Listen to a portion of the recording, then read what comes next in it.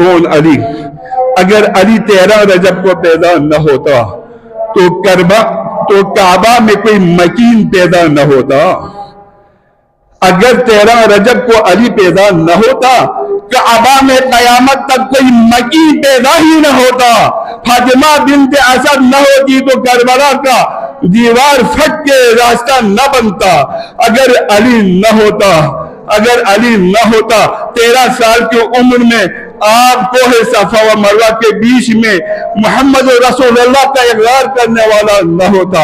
اگر علی نہ ہوتا تو علی نہ ہوتا غار حرا میں محمد مصطفیٰ کو نبوت کے دوران کھانا پہنچانے آپ کے ساتھی نہ ہوتا۔ علی نہ ہوتا تو آپ بتا دیں محمد مصطفیٰ کی نصرت کرنے والا نہ ہوتا۔ علی نہ ہوتا تو کل انبیاء کی نصرت کرنے والا نہ ہوتا۔ 13 رجب کو علی اگر پیدا نہ ہوتا خدا کی قسم دین قیامت تک مکمل نہ ہوتا۔ اگر علی نہ ہوتا تو کعبہ قبلہ نہ ہوتا۔ اگر علی نہ ہوتا تو فاطمہ کا کوئی زوج نہ ہوتا۔ علی پیدا نہ ہوتا تو حسن حسین پیدا ہی نہ ہوتا۔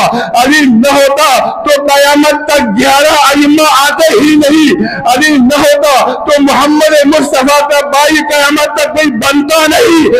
علی نہ ہوتا تو بدر فتح نہ ہوتا۔ علی نہ ہوتے تو احد میں شکست کو فتح میں تبدیل کرنے والا نہ ہوتا۔ میں ایک جملہ کہوں، 2 صحابی آئے، کب آئے؟ 2 صحابی آئے احد میں، یا رسول اللہ میرا تلوار ٹوٹ گیا ہے۔ بہت مشہور واقعہ ہے، میرا تلوار ٹوٹ گیا ہے۔ محمد مصطفیٰ جھکے، ایک لکڑی کو اٹھایا، خود سیف کا، دے لو تمہارے تلوار۔ صحابی نے ہاتھ لگائے تو تلوار بن گیا۔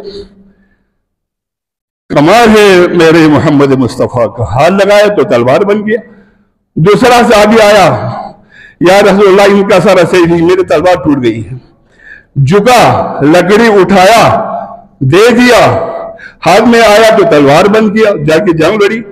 تیسری مرتبہ علی مرتضیٰ آئے، یا رسول اللہ ان کا سارا سیف، میری تلوار ٹوٹ گئی ہے۔ کوئی جواب نہیں دے رہا ہے، نہ جھکا نہ لکڑی اٹھایا، خاموش آپ کھڑے رہے۔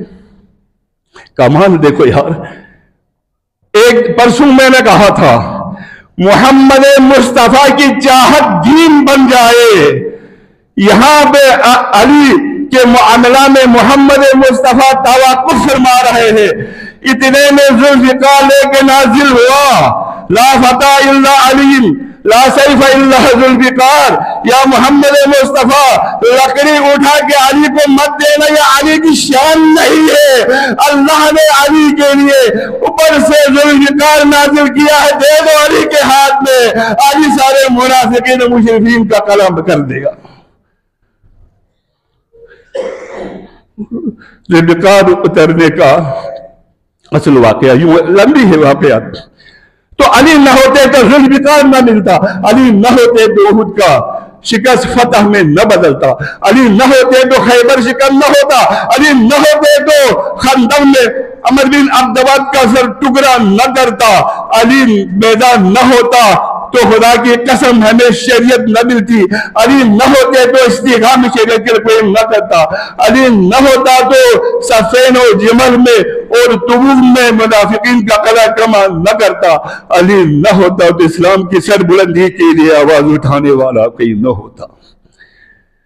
یہ 13 رجب والے کی شان ہے، جس کی چاہت پہ اللہ فیصلہ کرے، جس کی معاملات پہ اللہ سوچے۔ تو علی نے اتنی کمالات ہونے کے باوجود، اتنی طاقت ہونے کے باوجود، اتنے معجزہ کرامت ہونے کے باوجود، دینی معاملات میں جب آخری ضربت لگی پیشانی پہ، سجدہ میں گرا، آپ نے فرمایا فزت برب الکعبہ، بس آج میں کامیاب ہو گیا، چونکہ میں اپنی ذات کے لیے نہیں مرا، بستر کی موت نہیں مرا، مردار کی موت نہیں مرا، بغیر کلمہ کے نہیں مرا، دینی دشمن ہو کے نہیں مرا، شریعت کو پامال کرنے والوں میں سے میں نہیں مرا۔ فزت برب الکعبہ، رب تیرے درگاہ میں حضور میں سر بسجود ہو کے میں نے یہ ضربت لے لی ہے، مجھے خوشی ہے۔